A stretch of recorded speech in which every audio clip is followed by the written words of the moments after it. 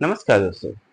आज का जो केस हम एक्सप्लेन करने वाले हैं उसमें देखेंगे किस तरह से एक पति जो अपनी पत्नी से बेहद ही प्यार करता था, लेकिन उसकी जो पत्नी होती है वो कुछ ऐसा कांड कर देती है जिसके वजह से उसका जो पति होता है उसे मौत की नींद सुला देता है और उसे गाड़ देता है, और गाड़ने के बाद भी जी जी नहीं भरता है तो उसके ऊपर पेड़ पौधे लगा देता है ताकि उसका जो करतूत है कभी बाहर ना आ पाए, कभी वो पकड़ा ना जा सके। तो आखिरकार ये केस की सच्चाई क्या है और ये केस हाईलाइट में कैसे आया, जानेंगे वीडियो के आगे। दोस्तों, आगे बढ़ने से पहले आपसे रिक्वेस्ट करना चाहेंगे, अगर अभी तक आपने मेरे चैनल को सब्सक्राइब नहीं किया है तो प्लीज कर लीजिए ताकि आपको ऐसे वीडियो देखने के लिए मिलता रहे। तो चलिए दोस्तों, वीडियो को स्टार्ट करते हैं। दोस्तों, यह कहानी है उत्तर प्रदेश के एक छोटे से गांव की, जहां पर विनय नाम का लड़का रहता था। विनय अपनी फैमिली के साथ रहता था। उसकी फैमिली में उसके माता पिता और दो भाई थे। दोनों भाई दिल्ली में रह के जॉब किया करते थे। विनय पढ़ाई लिखाई में अच्छा था, लेकिन वो घर गांव से बाहर नहीं निकलता था। वो गांव में रहना पसंद करता था, इसीलिए खेती बाड़ी करके अपनी जिंदगी गुजार रहा था। वो देखने में भी गुड लुकिंग था, हैंडसम था, कोई भी दिक्कत परेशानी नहीं था, अच्छे से जिंदगी कट रहा था। उधर लड़की को देखे तो लड़की का नाम पुष्पा होता है, जो वो अपने फैमिली के साथ रहती थी। उसके फैमिली में माता पिता रहते थे उसके, और पुष्पा जो थी वो अभी भी कॉलेज में ही थी। पढ़ाई लिखाई में अच्छी खासी थी, कोई दिक्कत परेशानी नहीं था, एकदम अच्छे से जिंदगी कट रहा था। अब विनय और पुष्पा दोनों अलग अलग गांव में रहा करते थे। अब ये दोनों की मिलन कैसे होती है, दरअसल उनके गांव के बगल में ही एक मेला लगता है, में विनय और पुष्पा दोनों जाते हैं। तो विनय जो होता है वो पुष्पा को देखता है तो और देखते ही रह जाता है। अब वो डिसाइड कर लेता है कि वो इसी से प्यार करेगा, इसी से शादी करेगा, इसी से सब कुछ करेगा। अब जो विनय होता है पुष्पा के पीछे हाथ धो के पड़ जाता है। वो हमेशा उसी के बारे में सोचते रहता है, उसी के बारे में बातें करता है, और बस उसी के उसके अलावा कुछ दिख ही नहीं रहा था। अब जो वह पुष्पा थी, पुष्पा भी नोटिस करती है कि हमेशा वो उसके पीछे पड़ा रहता है, हमेशा उसके आजू बाजू में ही मंडराता रहता है। तो अब एक दिन की बात आती है जब विनय जो होता है वो पुष्पा को प्रपोज कर देता है, और जैसे ही प्रपोजल देता है पुष्पा को, पुष्पा झट से एक्सेप्ट कर लेती है। ऐसा लगता है जैसे कि पुष्पा भी इंतजार ही कर रही थी उसका प्रपोज करने का, क्योंकि विनय जो था वो गुड लुकिंग था, कोई भी दिक्कत परेशानी नहीं था, एकदम बहुत ही अच्छा लड़का था। और उसके वजह से जो पुष्पा थी, पुष्पा झट से एक्सेप्ट कर लेती है प्रपोजल को। अब दोनों फोन नंबर एक्सचेंज कर लेते हैं और दोनों एक दूसरे से बात करने लगते हैं और बहुत लंबी चौड़ी बातें करने लगते हैं। अब जब बातों से मन नहीं भरने लगता है तो ये दोनों खेत खलिहान में मिलने लगते हैं। अब एक गांव में इन लोग रह रहे थे, और गांव का इन्वायरमेंट ऐसा होता है कि अगर एक के घर में खांसी हो जाए तो पूरे गांव वालों को पता चल जाता है। तो इतनी बड़ी बात फिर छुप कैसे सकती थी। तो एक दिन की बात होती है जब ये खाली खेत में मिल रहे होते हैं, बैठ के बातें कर रहे होते हैं, तभी उनके बाजू का कोई आदमी देख लेता है, जिससे पूरे गांव में ये बात फैल जाती है। अब जब पूरे गांव में बात फैलती है तो पुष्पा के जो माता पिता थे वो भी, उनको भी ये बात मालूम पड़ जाता है। अब जब उनके माता पिता को बात पता चलता है तो पुष्पा को बहुत समझाते हैं और बहुत ही ज्यादा डांटते हैं, लेकिन जो पुष्पा थी वो अब उस पे प्यार का धुन चढ़ चुका था, वो अब कहाँ मानने वाली थी। लेकिन उसके माता पिता को लगता है कि पुष्पा अब समझ गई है, आगे से ऐसा कदम नहीं उठाएगी। अब एक दिन की बात होती है, जो पुष्पा के पापा होते हैं और रात में टॉयलेट करने के लिए उठते हैं तो उनको खुसुर फुसुर की आवाज सुनाई देती है। जब पुष्पा के रूम में जाते हैं तो वो देखते हैं कि पुष्पा तकिया के नीचे मोबाइल छुपा के और उससे जो विनय था विनय से बात कर रहे थे। जब पुष्पा के पापा पकड़ लेते हैं रंगे हाथ तो पुष्पा के मोबाइल वगैरह सब कुछ छीन लेते हैं और उस पर रिस्ट्रिक्शन लगा देते हैं कि वो घर से बाहर ना निकले, उसका कॉलेज भी बंद करवा देते हैं। अब जब कॉलेज भी बंद करवा देते हैं तो पुष्पा और विनय का मिलन नहीं हो पा रहा था, जिससे दोनों बेचैन हो उठते हैं। दोनों इस बेचैनी में एकदम से एकदम पागल होने वाले होते हैं, लेकिन किसी तरह से वो विनय से कांटेक्ट करती है और फिर दोनों भागने का प्लान बनाते हैं, और इसी बीच एक दिन डिसाइड करते हैं और दोनों एक दूसरे के साथ भाग जाते हैं। और वो भाग के अपनी बहन के घर जाता है। जो लड़का होता है उसकी जो बहन थी वो उत्तर उत्तर प्रदेश से दूर हरिद्वार में रहा करती थी, और हरिद्वार में वो वहां पे चला जाता है और अपनी जब बहन के पास जाता है तो उसकी जो बहन होती है बड़े प्यार से इन दोनों को समझाती है और अपने पास रख लेती है, और बाद में जो लड़की के जो घर वाले थे उनको इन्फॉर्म कर देती है, जिसकी वजह से जो लड़की जो पुष्पा के माता पिता थे वो वहां पे जाते हैं और फिर से अपनी बेटी को समझा बुझा के घर पे ले आते हैं, और विनय भी अपने घर पे आ जाता है। अब इस करतूत के बाद पूरे गांव में बहुत ही ज्यादा बेइज्जती हुई थी इन दोनों के परिवारों की, जिसकी वजह से पुष्पा के पिता थे वो इतनी बेइज्जती झेलने के बाद पुष्पा के लिए लड़का देखना चालू कर देते हैं। वो सोचते हैं कि वो झटपट इनकी शादी करवा देंगे और शादी जब हो जाएगी तो ये अपने आप सुधर जाएंगे। अब ये ऐसा सोचना पुष्पा के पिता की बहुत बड़ी गलती साबित हुई, क्योंकि किसी भी कीमत पे किसी दूसरे लड़के से शादी करने के लिए राजी नहीं थे। अब जो पुष्पा थी वो पुष्पा फिर से एक कदम उठाने के लिए सोचती है और विनय को भी मना लेती है। वो सोचती है कि हमेशा के लिए वो वहां से भाग जाएगी और दोनों भाग के शादी कर लेंगे। और फिर से ये दोनों एक दिन डिसाइड करते हैं और दिन डिसाइड करने के बाद दोनों घर से भाग जाते हैं। अब जब पुष्पा के माता पिता को पता चलता है कि पुष्पा घर पे नहीं है तो उनको पता लग जाता है कि वो विनय के साथ ही भागी है, और वो पुलिस कंप्लेन भी नहीं करते हैं क्योंकि वो समझ जाते हैं कि उसको अब जितना बार हम लाएंगे वो वहां से भाग जाएगी। उसके ऊपर अब कुछ भी रिस्ट्रिक्शन लगा के फायदा नहीं है क्योंकि वो मानने वाली नहीं है। अब जो पुष्पा के माता पिता थे वो ये मान लेते हैं कि उसकी बेटी हाथ से निकल गई है, अब कुछ भी नहीं हो सकता है। अब विनय और पुष्पा दोनों भाग के एक मंदिर में शादी कर लेते हैं और शादी करने के बाद अपने गांव नहीं आते हैं। जो विनय के भाई दिल्ली में रहा करते थे उनके पास वो चले जाते हैं। अब वो उनके जो दोनों भाई थे वो किसी तरह से मैनेज कर लेते हैं और दोनों वहां पे पुष्पा और जो विनय थे वहां पे रहने लगते हैं और साथ में जिंदगी बिताने लगते हैं एज अ हस्बैंड वाइफ, क्योंकि वो लीगली अब हस्बैंड वाइफ बन चुके थे क्योंकि उन्होंने शादी कर लिया था। अब जो विनय था, विनय तो जॉबलेस था, उसके पास कोई काम धंधा था नहीं। उसके जो दोनों भाई काम करते थे उसी से उसका गुजारा चल रहा था, जिसके कारण जो विनय था वो थोड़ा फ्रस्ट्रेट रहने लगा। वो थोड़ा मतलब कि परेशान रहने लगा। लेकिन थोड़े दिन के बाद ही उसे सिक्योरिटी गार्ड का नौकरी मिल गया और अपना काम वो पूरा दिल लगा के मन लगा के कर रहा था। कभी भी शिकायत का मौका नहीं दे रहा था। वो बहुत ही मेहनत कर रहा था ताकि कि वो अपना भविष्य बना सके पुष्पा के साथ। अब थोड़े ही दिन में दोनों ने मिलकर एक अलग सा कमरा ले लिया क्योंकि उनको प्राइवेसी चाहिए था। इसीलिए वो अपने दोनों भाई से अलग होकर एक अलग कमरा ले लेता है और दोनों उसी कमरे में रहने लगते हैं। अब रहते रहते करीबन 5-6 महीने का दिन गुजर जाता है और जो विनय होता है, विनय बहुत ही ज्यादा मन लगा के काम कर रहा होता है और उसका प्रमोशन भी हो जाता है। और प्रमोशन होने के बाद उसकी सैलरी भी अच्छी खासी बढ़ जाती है।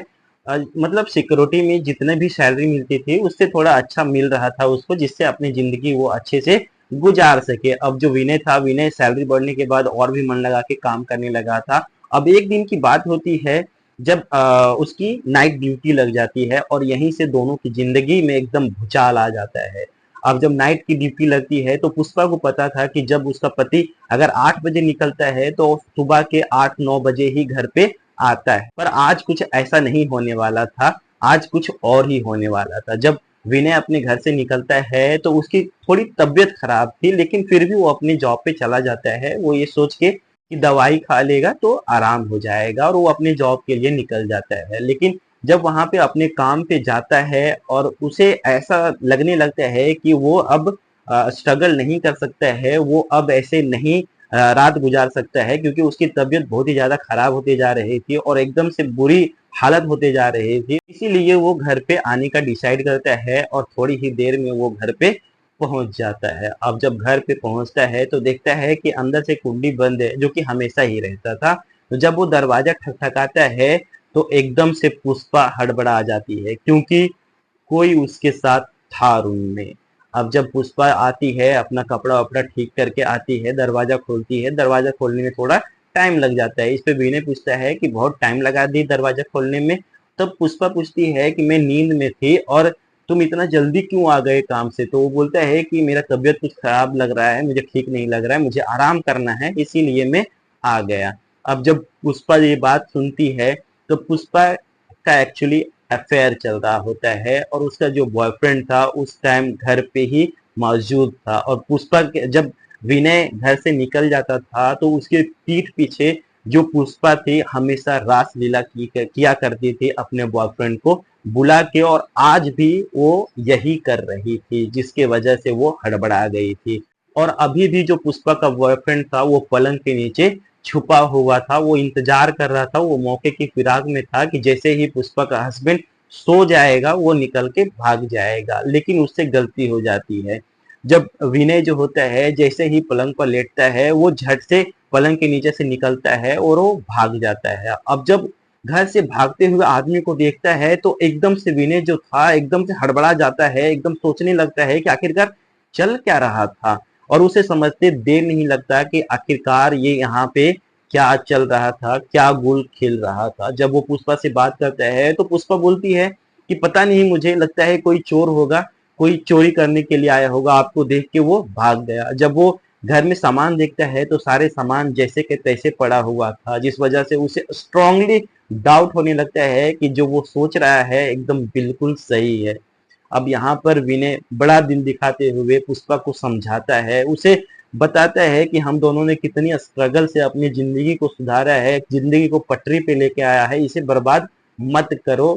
पुष्पा को जब ऐसा समझाता है तो पुष्पा भी ऐसा रिएक्ट करती है जैसे कि वो समझ गई है, और वो शायद से समझ गई थी, आगे से ऐसा कांड वो करने वाली नहीं थी। अब जब विनय उसे एक मौका दे देता है, पुष्पा बहुत ही ज्यादा खुश हो जाती है, उसे अपनी गलती का एहसास होता है और आगे से ऐसा कुछ ना करने का कसम खाती है।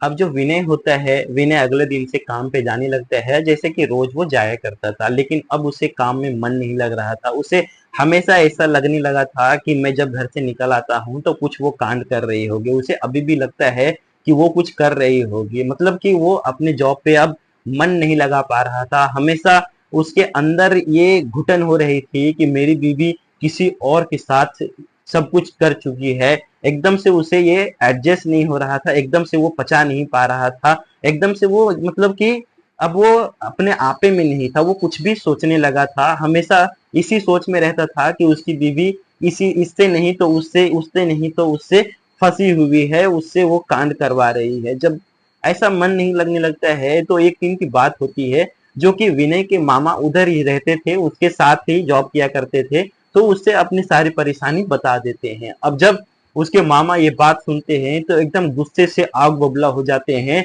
और विनय को बता देते हैं कि एक बार जब औरत अपनी घर की दहलीज लांग लेती है तो फिर से उसे सुधरना बहुत ही ज्यादा कठिन होता है। हम उसे फिर से मौका नहीं दे सकते, उस पर विश्वास नहीं कर सकते। अब जब ये सब बात को समझाते हैं तो विनय को भी ऐसा लगने लगता है कि हाँ, सच में जो पुष्पा है वो अब कभी सुधर नहीं सकती है। अब यहीं से पुष्पा को अपने रास्ते से हटाने के लिए प्लान बनाना चालू कर दे। अब प्लान के तहत जो विनय होता है वो पुष्पा से बात करता है, वो कहता है कि हम लोग अब दिल्ली में नहीं रहने वाले, क्योंकि विनय को लगता है कि दिल्ली में अगर कुछ ऐसा कांड करेगा तो दिल्ली पुलिस उसे झट से पकड़ लेगी, वो बच नहीं पाएगा। इसलिए वो सोचता है कि आउट ऑफ दिल्ली जाके उसका काम तमाम कर देगा। और उसका जो प्लान था, प्लान ये था कि वो अपनी बुआ के घर पे जाएगा, क्योंकि वो पुष्पा को बताता है कि उसके बुआ का ना कोई भी वारिस नहीं है, इसीलिए वो उसे अपनाना चाहते हैं और उनके साथ ही उनका जो जायदाद जमीन था वो सब कुछ हमारे नाम कर देगी। जब पुष्पा को ये बात बताते हैं विनय, तो पुष्पा भी बहुत ज्यादा खुश हो जाती है, क्योंकि अभी उनके पास जिंदगी संवारने के लिए कुछ भी ऑप्शन नहीं था, और अगर उनको ये जायदाद मिल जाता तो वो अपनी जिंदगी अच्छे से गुजार सकते थे। और पुष्पा जो थी वो मान जाती है विनय के साथ जाने के लिए। अब विनय और उसके मामा और दोनों भाई निकल पड़ते हैं बुआ के घर के लिए। जो उनका बुआ का घर था वो भी उत्तर प्रदेश में ही पड़ता था, इसीलिए वापस उत्तर प्रदेश वो पहुंच चुके थे। और लेकिन रास्ते में ही जो उसका मामा साथ में बैठा हुआ था उसकी एक खाली जमीन पड़ी हुई थी, और जैसे ही ये लोग वहां पे पहुंचते हैं तो पुष्पा को बोलते हैं कि थोड़ी देर हम यहाँ पे आराम कर लेते हैं, उसके बाद हम आगे जाएंगे। अब जो पुष्पा होती है वो पूछती है कि ये किसका घर है, तो बताते हैं कि ये मामा जी का घर है और हम लोग यहीं पे आराम करने वाले हैं। अब सारे लोग उतर के वहां पे आराम करने लगे। इसी बीच जो पुष्पा थी, पुष्पा कुछ खाने का सामान लाने के लिए बोलती है, क्योंकि उसे भूख लग गया था। और जो विनय था, विनय इसी मौके के तलाश में था, क्योंकि वो साथ में बेहोशी का दवा मिला के उसे खाने में दे देता है। जो खाना खा लेती है पुष्पा, और पुष्पा बेहोश हो जाती है। बेहोश होने के बाद जो विनय होता है, विनय उससे ठिकाना लगा देता है, उसे गला घोट के मार देता है और उसके बाद उसे जमीन के अंदर गाड़ देता है और उस पे पेड़ पौधे लगा देता है, ताकि कि वहां पे कोई पहुंच ना सके। ये सब करने के बाद जो विनय होता है, विनय अपने घर पे पहुंच जाता है अपने भाइयों के साथ में।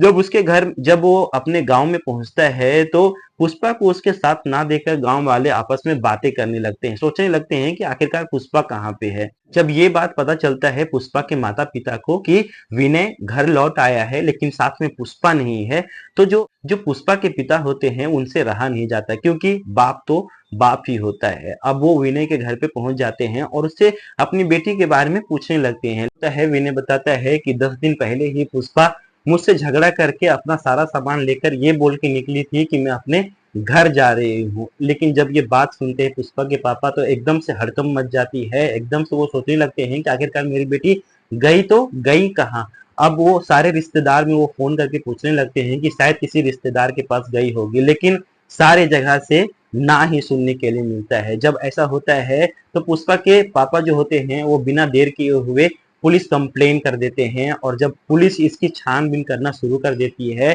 जब सबसे पहले तो पुष्पा के जो हस्बैंड होते हैं, जो विनय होता है, उसे अरेस्ट कर लिया जाता है। पूछताछ करने के लिए पुलिस स्टेशन में लेके जाया जाता है, और जब उससे एकदम कड़ाई से पूछताछ की जाती है, पहले तो वो मना कर देता है कि मैंने कुछ भी नहीं किया। वो अपने बात पे अड़ा रहता है कि मुझसे झगड़ा करके वहां से भाग आई। लेकिन जब पुलिस वाले उसे तोड़ना शुरू करते हैं, एकदम से उसे उसकी ठुकाई करना चालू कर देते हैं, तो वो एक्सेप्ट कर लेता है और वो सारी कहानी, सारी वारदात बता देता है पुलिस वालों के सामने। और उसके बाद पुलिस वाले उसके दोनों भाई और उसके मामा को भी अरेस्ट कर लेते हैं, और बॉडी को फिर से निकाला जाता है कब्र से, उसका पोस्टमार्टम किया जाता है, और सारे सबूत को इकट्ठा कर लिया जाता है। और जो विनय और उसके मामा और उसके भाई जो थे उनके खिलाफ चार्जशीट तैयार करते हैं, और उनको कड़ा से कड़ा सजा दिलवाने के लिए पुलिस भी चार्जशीट तैयार करते हैं और उन्हें कोर्ट में पेश किया जाता है। जब कोर्ट में सारी दलीलें सुनने के बाद सबको दोषी पाते हुए सबको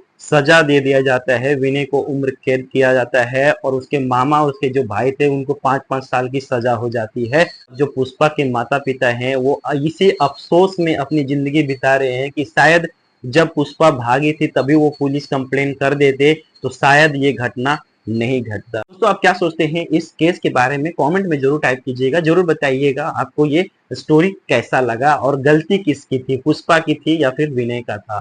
तो चलिए दोस्तों मिलते हैं आपसे नेक्स्ट वीडियो में, तब तक के लिए धन्यवाद।